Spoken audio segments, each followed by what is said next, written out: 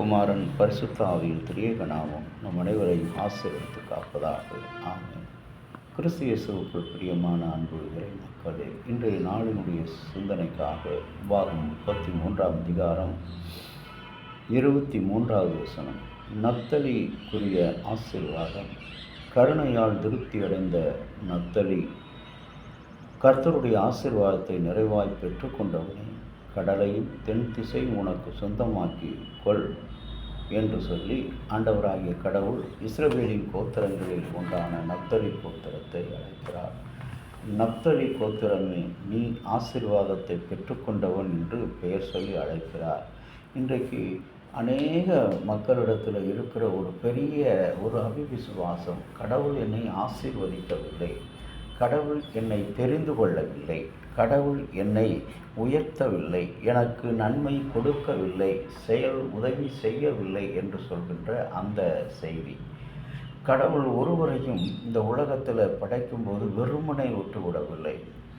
அதாவது வெறுமையாக காணப்பட்டவர்களையும் கூட ஆண்டவராகிய கடவுள் இணைத்து கொள்கிறார், அவர்களை உயர்த்துகிறார், தாளந்துகளை கொடுக்கிறார்.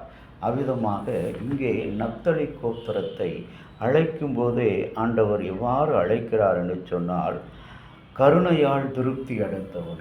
கடவுளுடைய கருணை இன்றைக்கு உன்னிலே என்னிலே ஆண்டவருடைய கருணை மிக மிக நிறைவாக இருக்கிறது. ஒரு நாள் வேலூர் மாவட்டத்தில் ஐடாஸ் கேடருடைய தந்தை மருத்துவ பணிக்காக வந்து அவர் என்ன செய்கிறார், ஒரு இல்லத்தை வாடகைக்கு எடுத்து தங்கி கொண்டிருக்கிறார். கடவுளுடைய கருணை அவர் மீது இருந்ததினாலே அன்றைக்கு 3 பிராமணர்கள் தன்னுடைய மனைவிக்கு பிரசவ நேரம் வந்துவிட்டதை, ஆபத்தான கட்டத்தில் அவர்கள் இருந்ததை அவர்கள் உணர்ந்து அவரை நோக்கி வருகிறார்கள். ஆனால் இவர் ஆணாக இருந்ததினால் பிரசவம் பார்க்க முடியாது. நம்முடைய கலாச்சாரம், நம்முடைய சமய சடங்குகள் நிமித்தமாக ஒரு ஆண் பெண்ணுக்கு பிரசவம் பார்க்கக்கூடாது என்ற அந்த சமய கட்டுப்பாடு, அந்த உதவியை செய்ய முடியாமல், அந்த நன்மையை பெற முடியாமல் அந்த 3 மனைவிகளும் மரித்து விட்டார்கள். மரண ஓலம் கேட்கிறது. அன்புக்குரிய இறை மக்களே, கடவுளுடைய கருணை என்பது ஜாதி, மதம், இனம் எல்லாவற்றையும் கடந்து வருகின்ற ஒரு காரியம். அந்த கருணையை பெற்றவராக எங்கோ பிறந்த ஒரு மனிதன் இந்த தமிழகத்தினுடைய ஒரு மூலையில் தேடி வந்து அறியாதவர்களுக்கு, அந்நியர்களுக்கு, கடவுளை தெரியாதவர்களுக்கு உதவி செய்ய வருகிறார். அவரோடு தங்கி இருந்த அவருடைய மகள் ஐடாஸ் கேடர் இந்த நிகழ்வை பார்க்கும் பொழுது அவளுடைய ஒரே ஒரு எண்ணம், கடவுள் எனக்கு எவ்வளோ பெரிய கருணையை கொடுத்திருக்கிறார். நான் மருத்துவராக படிக்க, என்னுடைய தகப்பனாரை ஒரு மருத்துவராக, என்னையும் ஒரு மருத்துவராக படிக்க, இந்த நிகழ்ச்சியின் வழியாக, இந்த நடந்த சம்பவத்தின் வழியாக தமிழகத்தின் மக்களுக்கு உதவி செய்வதற்கு ஒரு ஊக்கமூட்டும் கருவியாக என்னை கடவுள் உருவாக்கினார் என்று சொல்லி அவர் இங்கிலாந்து சென்று தன்னுடைய மருத்துவ படிப்பை தொடர்கிறார். தொடர்ந்து முடித்து படித்து மீண்டுமாக இங்கு வந்து செவிலியர்களுக்கென்று அந்த மருத்துவ படிப்பை துவங்குகிறார், கற்றுக் கொடுக்கிறார், பயிற்சி வைக்கிறார். இதுதான் கடவுளின் ஆசீர்வாதம், கடவுளினுடைய கருணை. உன்னிலே என்னிலே பல திறமைகளை கடவுள் கருணையாக கொடுத்திருக்கிறார். பேசுகின்ற ஆற்றல், எழுதுகின்ற ஆற்றல், பிறருக்கு போதிக்கின்ற ஆற்றல், கற்றுக் கொடுக்கின்ற ஆற்றல், சிந்திக்கக்கூடிய ஆற்றல், பல ஆராய்ச்சிகளை பண்ணக்கூடிய ஆற்றல், பல ஆற்றலை கருணையாக கொடுத்து. ஆகவே தான் நப்தலி கோத்திரத்தை கருணையால் ஆசீர்வாதத்தை பெற்றுக்கொண்டவனே என்று அழைக்கிறார். இன்றைக்கும் அன்புக்குரிய இறை மக்களே, கடவுளின் ஆசைகளில் ஒன்று அவருடைய கருணை.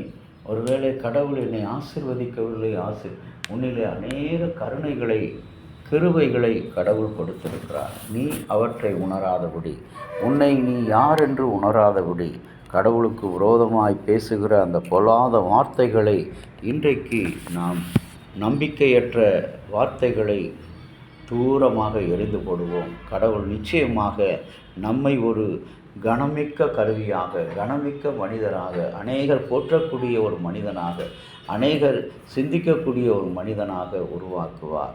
ஒரு கடைசியாக இந்த நாளில் இந்த பெரம்பலூர் மாவட்டத்திலும் கூட ஒரு பேட்டியை நான் கேட்டேன். கல்வி அறிவு குறைவாக இருக்கின்ற அநேக கிராமங்களை உள்ளடக்கின இந்த மாவட்டத்தில் ஒரு மனிதர் கடலூர் மாவட்டத்தில் இருந்து புறப்பட்டு வருகிறார். புறப்பட்டு வந்து அவர் எந்த ஒரு உதவியும் இல்லாதபடி, யாருடைய உதவியும் இல்லாதபடி தன்னை இந்த மாவட்டத்தினுடைய மக்களுக்கு தொழில் கல்வி கொடுக்க வேண்டும், மருத்துவ கல்வி கொடுக்க வேண்டும், ஆசிரியர் கல்வி கொடுக்க வேண்டும் என்று துவங்கினார். அவர் அறிவர் கிறிஸ்டோபர் என்ற கிறிஸ்தவ கல்வி நிறுவனம் என்று சாதாரண ஒரு இல்லத்தை வாடகைக்கு எடுத்து கணவன் மனைவியாக இருந்து அவர்களுக்கு அந்த தொழிற்கல்வியை துவங்குகிறார். அந்த நாளில் இருந்து இன்றைக்கு வரை இந்த மருத்துவம் அவர்கள் மூலமாக ஏஎன்எம் நர்ஸ் என்று சொல்லக்கூடிய மருந்தியல், ஆசிரியர் கல்வி, ஆரம்ப கல்வி என்று சொல்லக்கூடிய அநேக கல்வி இன்றைக்கு ஒருவேளை நான் நினைக்கிறேன், ஒருவேளை அவர் நினைத்திருந்தால் தன்னுடைய ஊதியத்தை பெற்றுக்கொண்ட ஓய்வு கால ஊதியத்தை வைத்துக்கொண்டு அவர் வீட்டில் கணவன் மனைவியாக பிள்ளைகளோடு வாழ்ந்து கொண்டிருக்கலாம். இன்றைக்கு அவருடைய கருணை, நான் கடவுளால் பெற்ற கருணையை பிறருக்கு கொடுக்க வேண்டும் என்று சொல்லி அங்கிருந்து புறப்பட்டு இந்த மாவட்டத்திற்கு வந்து இங்கே அநேகருக்கு இந்த கல்வி ஒளியை கொடுத்தார். அன்புக்குரிய இறை மக்களே, நீங்களும் நானும் இன்றைக்கு கடவுளிடத்திலிருந்து எத்தனை ஆசீர்வாதங்களை, எத்தனை செல்வங்களை, எவ்வளவு அருள்களை ஞானமாய், அறிவாய், கருணையாய் பெற்றிருக்கிறோம். அவருடைய கருணையை பிறருக்கு காட்ட வேண்டாமா? அப்படிப்பட்ட சிந்தனை உள்ளவர்களாக இந்த நப்தலி கோத்திரம் கடவுளிடத்தில் கருணையாக ஆசீர்வாதத்தை பெற்று இன்றைக்கு உங்களையும் என்னையும் அப்படிப்பட்ட வார்த்தையினால், திருமொழியினால் ஆண்டவர் அழைக்கின்றார். கடவுளின் கருணையால் திரும்ப ஆசீர்வாதத்தை பெற்றுக்கொண்டவனே வாருங்கள் என்று அழைக்கிறார். கண்களை மூடி செபிக்கலாம். அன்புள்ள இயேசு சுவாமி, உம்முடைய அன்பான கருணை கரத்தில் எங்களை அர்ப்பணிக்கிறோம். ஆண்டவரே, இந்த நாளிலும் கூட உங்களுடைய கிருபையின் வார்த்தைகளை எங்களுக்கு நிறைவாக கொடுத்த தேவனே, இன்றைக்கு ஆண்டவரே உம்முடைய சன்னிதானத்திலே அழைக்கப்பட்ட நாங்கள் ஆண்டவரே எங்களை நாங்களே உணர்கின்ற ஒரு தருணத்தை இந்த உபாகம் 33:23 வசனத்தின்படி ஆண்டவரே நீர் எங்களுக்கு கொடுத்திருக்கு. உம்முடைய கருணையை நாங்கள் பிறருக்கு காட்டுகிற மக்களாக, ஆண்டவரே இந்த உலகத்திலே ஆசீர்வாதங்களை கொடுக்கிற மக்களாக இருக்க நீர் எங்களை பலப்படுத்தும். இறைமகனும் மீட்பரும் இரட்சகரும் ஆகிய இயேசுவின் பொற்பாதம் அணிந்து வேண்டுகிறோம் நல்ல பிதாவே, ஆமேன். தந்தையாகிய கடவுளின் அன்பும் மைந்தராகிய இயேசுனுடைய அருளும் பரிசுத்த ஆவியினுடைய நல்ல உறவும் பாதுகாப்பு அனைவரோடு இருப்பதாக.